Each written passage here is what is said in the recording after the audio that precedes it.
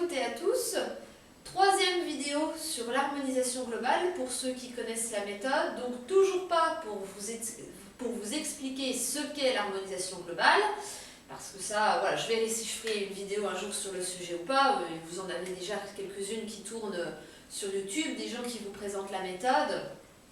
Aujourd'hui, c'est toujours plus pour ceux qui pratiquent et puis pour nos stagiaires que je fais ces vidéos-là.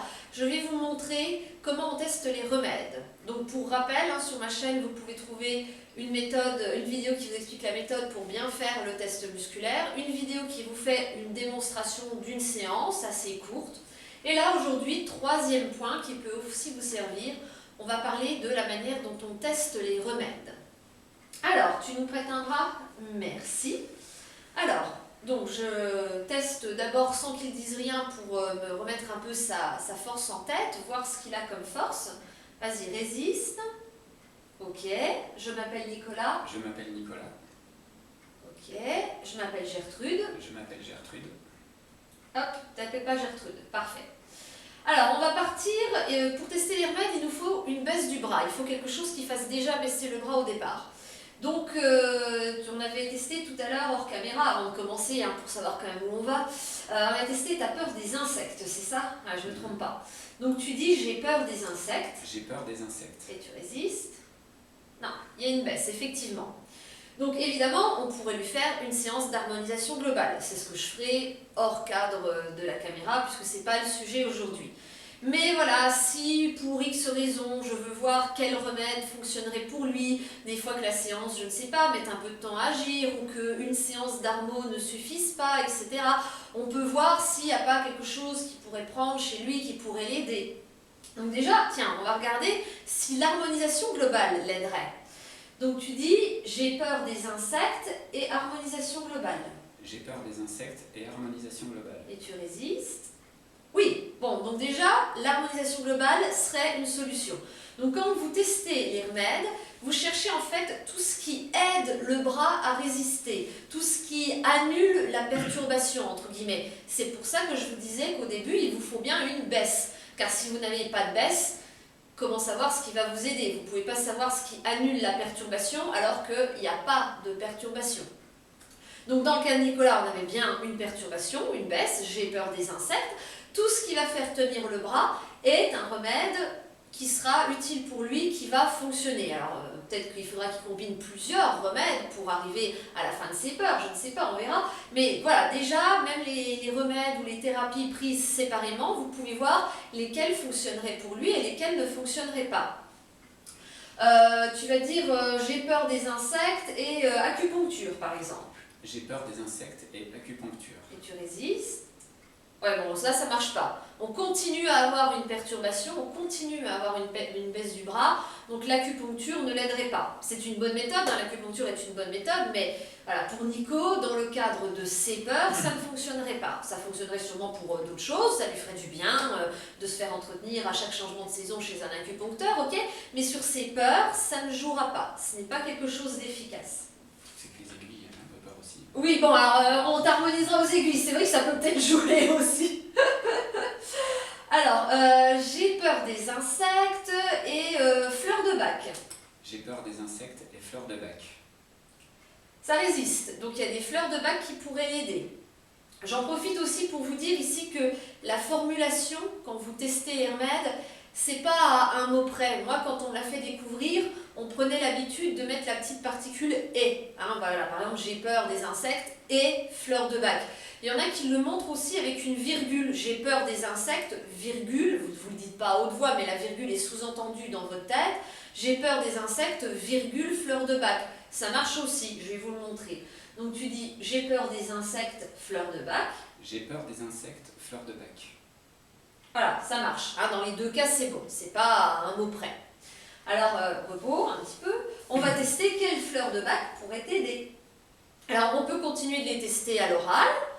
Par exemple, alors je connais un peu les fleurs de bac, donc forcément, j'y vais pas au pif. Mimulus, c'est une fleur de bac connue pour aider les gens qui ont des peurs précises. Vous voyez, pas des sentiments vagues, d'angoisse, de malheur imminent ou quoi, mais des trucs précis, du genre j'ai peur des araignées ou de je ne sais trop quoi, etc. Alors, tu vas dire j'ai peur des insectes, Mimulus. J'ai peur des insectes. Mimulus. Ouais, Mimulus fonctionnerait pour lui. On aurait pu aussi, puisque j'ai les fleurs de bac à la maison, lui faire simplement tenir le flacon. Alors pour l'instant, je l'éloigne. Hop, attends, je vais le poser là. Parce que si c'est trop près de son champ énergétique, ça risque de perturber le test, justement. Donc tu dis, j'ai peur des insectes. J'ai peur des insectes. Ça baisse. Et rien que de tenir le flacon dans la main, comme c'est un remède efficace pour lui, tu dis juste, j'ai peur des insectes. J'ai peur des insectes. Tu résistes. Voilà, ça tient. Si on a le flacon ou le tube d'homéopathie ou n'importe quoi tout près de son corps au contact de sa peau, vous n'avez même plus besoin de le formuler, ça fonctionne. Bon, après, vous n'avez pas tous les remèdes possibles contre tous les problèmes en stock chez vous, hein. Donc c'est bien aussi de pouvoir le verbaliser. Donc par exemple, Mimulus aiderait. Alors, bah, tu peux garder le flacon. Du coup, oui. Non mais tu vas, on va t'en mettre dans un petit flacon à toi, on va te donner. Alors, qu'est-ce que je voulais dire? Tu m'as coupé. Ah oui. Donc on peut tester même combien de prises il pourrait faire par jour, du moins au départ. Alors, oui, tu le gardes dans la main. Bon, normalement, si ça te touche, si c'est contre toi, dans une poche ou quoi, ça marche aussi. Mais c'est peut-être mieux de l'avoir au contact de la peau, comme ça on se rassure. Alors, donc j'ai peur des insectes et 3 prises par jour. Sous-entendu de Mimulus, puisqu'il l'a dans la main. J'ai peur des insectes et 3 prises par jour. C'est pas bon. J'ai peur des insectes et 2 prises par jour. J'ai peur des insectes et 2 prises par jour. Non. J'ai peur des insectes et 4 prises par jour. J'ai peur des insectes et 4 prises par jour. Ouais, à 4 prises, on est bon. J'ai peur des insectes et 5 prises par jour. J'ai peur des insectes et 5 prises par jour.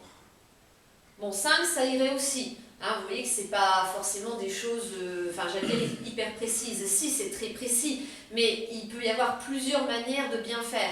Quand vous testez des remèdes comme ça, vous le vérifierez, toutes les personnes qui se sont amusées à le faire ont vérifié tout comme moi, vous verrez que chez certaines personnes, vous allez tomber sur des protocoles extrêmement précis, où c'est tant de granules, ou tant de gouttes de fleurs de bac, ou c'est 3 tasses de telle tisane par jour, etc.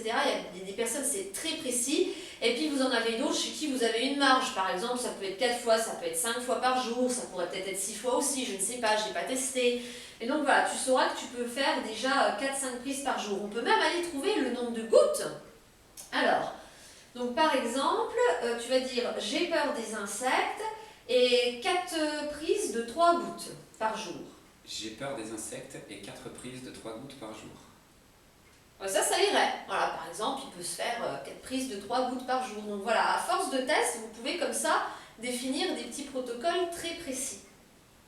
Donc ça, c'est la manière dont vous testez les remèdes, la manière dont vous trouvez ce qui est efficace pour votre consultant ou votre client, selon le mot que vous employez. Maintenant, par ailleurs, on va vérifier s'il supporte le remède. Alors, puisque tu as le flacon dans la main, tu vas juste tendre le bras, tu n'as pas besoin de dire quoi que ce soit. Résiste. Oui, il résiste. On aurait pu le faire aussi avec la parole. Donc, par exemple, tu dis Mimulus. Mimulus. Voilà, vous voyez que ça fonctionne dans les deux cas. Là, ça résiste, donc j'ai vérifié qu'il n'y a pas besoin de l'harmoniser, il est déjà harmonisé naturellement, on va dire, à son remède. Il n'est pas perturbé par son remède, c'est bon, il peut le prendre. Donc ça, c'est très important. Distinguez bien la manière dont on teste. Il faut partir d'une perturbation et on cherche tout ce qui annule la perturbation. Et d'autre part, deuxième point, tester si la personne supporte son remède. Parce que c'est pas forcément évident. L'exemple très courant que vous finirez forcément par croiser à un moment dans votre carrière, si vous vous amusez en tout cas à tester tous les traitements que prennent les gens, c'est l'exemple par exemple de la formule du Levothyrox, la nouvelle formule qu'ils font depuis quelques années. Je ne sais pas si vous êtes au courant, mais c'est une formule que pas mal de personnes ne supportent pas. Et donc vous allez trouver par exemple des gens qui des fois vont venir vous voir en séance et vont vous dire oh, moi il ne me fait rien, j'arrête pas d'avoir des effets secondaires, etc. Et vous allez pouvoir leur prouver que si, ça aide vraiment. Si par exemple ils disent quelque chose comme j'ai un problème de thyroïde et que le bras baisse, ensuite vous leur faites tenir la boîte de Levothyrox dans la main, ou vous leur faites dire j'ai des problèmes de thyroïde et mon Levothyrox, vous allez voir que le bras résiste. Mais par ailleurs, quand vous leur faites dire mon Levothyrox tout court, ou quand vous leur faites juste tenir la boîte de Levothyrox, le bras va baisser. Et vous allez pouvoir leur expliquer comme ça un petit peu pédagogiquement que si c'est un remède qui était indiqué dans leur cas, de toute façon n'étant pas médecin, on n'a pas le droit de modifier un traitement ou quoi, mais ça permet quand même aussi aux gens de leur poser des bases, de leur dire que les médecins n'ont pas forcément mal fait leur boulot ou quoi, c'est effectivement un bon remède pour vous, d'après le test musculaire en tout cas. En revanche, vous ne le supportez pas, vous avez effectivement des effets secondaires, vous avez besoin d'être harmonisé à votre traitement. Et vous allez alors les harmoniser à leur Levothyrox. C'est comme ça, ils pourront le prendre sans avoir d'effets secondaires. Alors, deuxième et dernière petite astuce que je vous donne pour tester les remèdes, c'est comment est-ce qu'on fait quand on a déjà harmonisé la personne et qu'on se dit « Ah zut, j'aurais bien aimé tester les remèdes, mais du coup, j'ai plus de baisse de bras. » Donc, on va prendre un autre exemple qu'on a traité il n'y a pas longtemps. Chez toi, c'était la peur du vide. Alors, on va vérifier si ça baisse à nouveau aujourd'hui ou si ça tient. Tu dis « J'ai peur du vide ». J'ai peur du vide. Bon, pour l'instant, ça tient. Tu as déjà été... Donc, on avait fait ça le 14 avril. Tu as été confronté depuis à, je sais pas, une falaise, devoir monter sur une échelle. Bon, alors, on ne sait pas à quel point c'est efficace ou pas, mais en tout cas, au niveau du test musculaire, pour l'instant, ça résiste encore, il n'y a pas d'autres causes qui apparaîtraient. Mais c'est bien, parce qu'on va s'en servir justement pour tester les remèdes. Alors, comment je fais si je me dis, tiens, Nico, il aurait peut-être quand même besoin, en plus de la séance, d'un petit truc, une petite fleur de bac, de l'homéopathie, ou je ne sais trop quoi, peut-être le temps que la séance agisse, ou je ne sais pas, pour ne plus avoir peur du vide. Ah bah oui, mais comment je fais, sachant que j'ai peur du vide, ça résiste. Et on a dit qu'il fallait une baisse pour tester les remèdes. Eh bien, on va prendre la phrase au passé. Ça résiste maintenant, mais si on s'amuse à remonter dans le temps, entre guillemets, sachant que la séance a été faite le 14 avril, avant le 14 avril, on doit avoir une baisse. Donc tu vas dire, j'ai peur du vide maintenant. J'ai peur du vide maintenant. Ça résiste. Ou même, j'ai peur du vide. J'ai peur du vide. Ça résiste. Vous voyez, tout ce qui est au présent résiste. J'ai peur du vide avant la séance du 14 avril. J'ai peur du vide avant la séance du 14 avril. Ça baisse. Ou par exemple, j'ai peur du vide le 13 avril de cette année. J'ai peur du vide le 13 avril de cette année. Voilà, c'était avant la séance, ça baisse. Donc par ce petit protocole, cette petite astuce, je peux à nouveau avoir une baisse du bras. Et ça, c'est très utile quand vous faites une séance d'armo, vous la faites dans les règles, etc. Et du coup, à la fin de la consultation, vous vous dites « Ah zut, j'aurais bien testé les remèdes, mais le bras résiste, comment je fais ?» Eh bien, vous reprenez la phrase qui maintenant résiste, votre problème de départ, comme par exemple « J'ai peur du vide », et vous faites dire à la personne « J'ai peur du vide avant cette séance ». Et là, ça va baisser. Ou j'ai peur du vide il y a 1 heure, ça va baisser. Ou j'ai peur du vide hier, ou j'ai peur du vide ce matin. Vous voyez, vous repartez dans le passé. Alors, on va tester. J'ai peur du vide au 13 avril et harmonisation globale. J'ai peur du vide au 13 avril et harmonisation globale. Ça résiste. Donc, on a bien fait de lui faire de l'armo le 14. Effectivement, c'est une méthode qui l'aide, qui fonctionne. J'ai peur du vide au 13 avril et fleur de bac. J'ai peur du vide au 13 avril et fleur de bac. Une légère baisse, c'est mieux. Voilà, mais il y a quand même une légère baisse. Donc pour toi, les fleurs de bac ne seraient pas pleinement efficaces sur ta peur du vide. La peur des insectes, oui, mais pas la peur du vide. Etc., etc. Donc vous voyez, vous pouvez tester comme ça des méthodes de soins, des thérapies, comme l'harmonisation globale, l'acupuncture, l'hypnose, je ne sais pas, l'ostéopathie, ce que vous voulez. Et vous pouvez tester des remèdes, comme par exemple, je ne sais pas, l'homéopathie, les plantes, l'aromathérapie, les fleurs de bac, etc. Tout ce que vous pourriez connaître, avoir en stock. Voilà, c'est comme ça qu'on procède. Alors, bon, évidemment, petite parenthèse pour conclure, faites très attention si vous n'êtes pas médecin, dentiste, vétérinaire, quelque chose comme ça. Faites très attention à ce que vous dites aux gens. Déjà, je vous rappelle que vous n'avez pas le droit d'interrompre un traitement ou de modifier un traitement, etc., etc. Et puis, voilà, faites attention à ce que vous conseillez. Déjà, on n'a pas le droit de dire prescrire, etc. Enfin, le vocabulaire en France, c'est de pire en pire, hein. Évidemment, ça n'étonnera pas ceux qui suivent l'actualité. Donc voilà, on ne veut pas que du bien en France aux naturopathes au sens large, on va dire, à tous ceux qui soignent naturellement. Donc voilà, faites très attention à ce que vous faites et au pire, si vous avez la chance d'avoir ce genre de personnes autour de vous, moi ce que je vous conseille, c'est de faire alliance entre guillemets avec des médecins et des vétérinaires. C'est pas toujours possible, mais si vous en avez qui sont branchés naturels, etc. autour de chez vous, bah, c'est d'avoir toujours un ou deux médecins, un ou deux vétérinaires en stock pour pouvoir envoyer les gens qui seraient éventuellement intéressés, responsables et ouverts d'esprit et tout ce qu'on veut dans ce genre-là, chez ces médecins-là, quand vous voyez que voilà, il y a quand même des choses assez dangereuses ou des remèdes qu'on leur a dit de prendre qui ne les aident pas et qui ne supportent pas en plus, vous les harmonisez quand même à leur traitement, mais voilà, vous voyez bien que ça les aide même pas, que c'est pas un traitement qui a l'air de fonctionner pour eux d'après le test musculaire et d'après ce que vit la personne.